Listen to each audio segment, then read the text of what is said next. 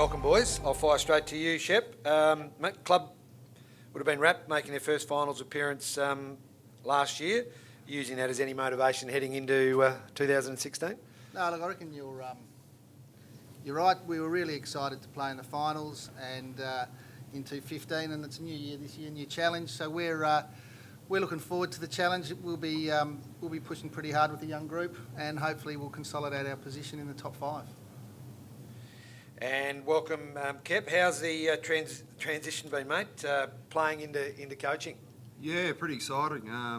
First time I've ever coached a team, and coaching the reserves boys down there has been pretty interesting. But really enjoying it, and just trying to push the boys forward and upwards, and hopefully play finals again in the seniors.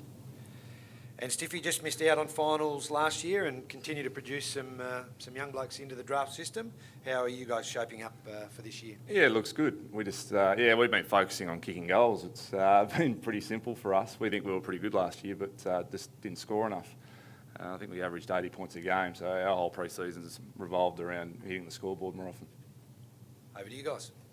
Ryan Crowley's going to play a pretty big role with you guys, coaching, playing, developing players as well, and you lost him a couple of months ago. How do you feel that whole? Look, we didn't have him to start with, mate, so it's a bit like Scully, like you didn't have him, so yeah, it's not a big hole to fill, to be honest. We've replaced him with Stav as a coach. We were really lucky to pick up a senior player in Freddie Clutterbuck. We got Crowles on board. We wanted a big-bodied midfielder that accumulated, but we also wanted an on-field leader as well. We were the youngest team in the competition last year, and with Geepan and Davis out, we thought we lost some of that experience. So we wanted a leader, and we think we've got that in Freddie Clutterbuck. So 100 games of experience at WAFL level. He's a real pro. So we think, he's going to have a really good year. And we've got Graham Jetta back as well, that's played a significant amount of WAFL footy. So we're happy with where our list is at. What do you expect to get out of you this year? What's the best case? Best case is he'll be one of the premier players in the competition, mate. He's a superstar. He played forward a lot at AFL level, but this kid's one of the best off-hands players that you'll see. So he'll play a significant amount of time in the midfield and forward. And look, if he stays fit, I think you'll see a player that'll be in the top 4 or 5 players in the competition, no doubt. Has he asked you to help him get back to that next level? Is that what he wants, or? No, look, he's just happy to be back. Like, he's always been really invested in our footy club. He grew up in the zone. He was always back at the club when he was at West Coast. So he loves the joint, and we're hoping it's just probably that progression of like a Michael Walters who comes back into our system. He's a homegrown lad. It's an environment that they feel safe in, and that they like all the boys around. He's got some of his best mates there as well. So we're actually certain that the environment that he's back in now will allow him to play the best footy that he's played in his career. Ryan Davis and Nathan Ward both get on really well. Might be a chance to play grand one. You must be stoked when you're watching. No, I'm not.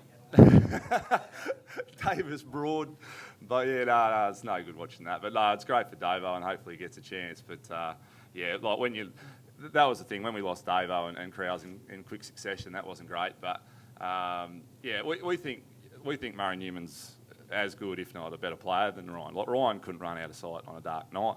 He's still really battling at AFL level. So he's an unbelievable player and hard and so forth. But you got a Murray Newman that's more dynamic, as good at stoppages, and around the goals has got just as good a goal sense. So Ryan did it over a long period of time, so he's got experience behind him. But Murray Newman's as good, if not better, than Ryan Davis. Don't tell Ryan that. But So and to see Broady running around after. That's a kid that developed through our system over a long period of time. Like when Shep was, we were working together a long time ago. That kid was as raw as they came as a 19-year-old. So it's great for WA footy in general that he was able to come through the State 18 system and then develop over 3 or 4 years, and then as a mature age rookie get into the system. And I think WAFL footy is really healthy. We're producing a hell of a lot of mature age boys. You looked at Subi again this year with Menangola, and even at our club, I think 11 out of our last 19 have been mature age recruits. So I reckon it's pretty healthy, the WAFL system. Cam, expectation this year is for you guys to make finals again and maybe push further. The club hasn't had a lot of that sort of expectation over the past decade or so. How do you feel with that? I think firstly, if you listen to Stiffy and you see some of the other sides, it's going to be a very difficult competition. I mean, Swans, we played a couple of weeks ago and they were really sharp, and Perth recruited really strongly. So we recognise the opposition's strong. We think we can consolidate our position, but we're under no illusions that it takes hard work. A couple of your bigger recruits, Rory O'Brien, Reece has a bit of a coup there. Yeah, well, Rory lives in Hall's Head, and he started his career at Peel, and I think, he wants to give something back. He's 8 games shy of 100, and it was just a good fit with Brendan Jones leaving, and losing Leroy at the start of the year left us a little bit short in experience. So we need that experience. So Gerald Ugle's our captain, and he's 23 years old, and we're pretty young, so we needed a bit of old man in the side. Well, from last year, about 39 goals, 32, and and a key forward who used to take the small back, and he was pretty strong. He's a great player. I think everyone in the room would suggest that. So we look forward to him coming back, getting through this period, and we recognise we lose one of our best. How many Freo blokes do you think you'll have this week? It's yet to be confirmed, but it'll be substantial, I think. So, look, we haven't sat down at the selection table. We'll do that Thursday, and we should know. But we're anticipating fielding a pretty strong side against Subiaco on Saturday. How does the conversation go with blokes who will probably miss out because of that this week, and then back in maybe the week after? Do they just understand how it works because that's what the club has at the moment, or is it a difficult conversation? Yeah, look, we have a real clear direction that we're going to pick the best side we possibly can, and our young group understands that, and we've gone through to great lengths to make sure that there's that easy transition. So you're part of a team that is not one game; it's a 20-game season, and we need a lot of guys to pitch in to make sure we're successful. Kev, follow up on that, into coaching. I mean, did you think that that's where you were going to end up when you were playing? Did you always want to get into coaching at some stage? Yeah, when I did my knee, never thought about it throughout my career, and then when I did my knee in my last year at Freo, gave me the opportunity to work with a few of the young guys down there. So ever since that year, which was 2 years ago, I was pretty keen to coach a team and coach my own side. And now that I'm here, I'm just as nervous as a player, and a bit like Jamie, I just want to hop into it and get the boys some results and hopefully push them up for senior selection.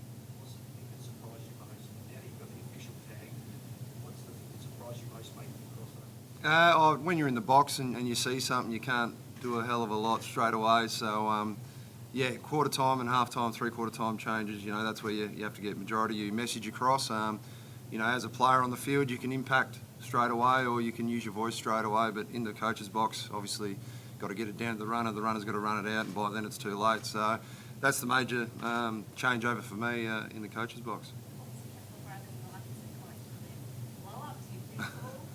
I thought I was pretty cool, but apparently, I don't know about you guys, but I lose track of who's in the box, and a couple of people have said I'll get revved up every now and then, and I'm quite funny other times. So I'm pretty locked into the play at times and forget who's in the box, and apparently get a little bit revved up every now and then.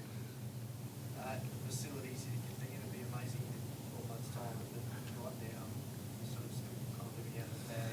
How does that impact preparation and what you guys are trying to achieve on the field? Yeah, it's been tough, and we've been doing it for 2 or 3 years now, and our new facility is going to be ready, later on in the year. So it is tough, and we to and fro from McGillivray to the showgrounds and City Beach and stuff like that. So getting the boys all together and training at different venues, the boys know that we're going to go to a new venue. So it's a little bit of pain now, but for long-time success. So we just head down, bums up, and still got as much work into as all the other clubs, I would have thought, and we've had a pretty good pre-season. We've got a few players to our club that are going to strengthen our midfield, and we're blood and young guys that are going to be even better this year. So we're in pretty good shape. It doesn't matter where we train, we still get the work into them, and we're pretty determined to not let what happened last year. So we lost our first 5 games, and we're pretty determined to get the whips cracking straight away.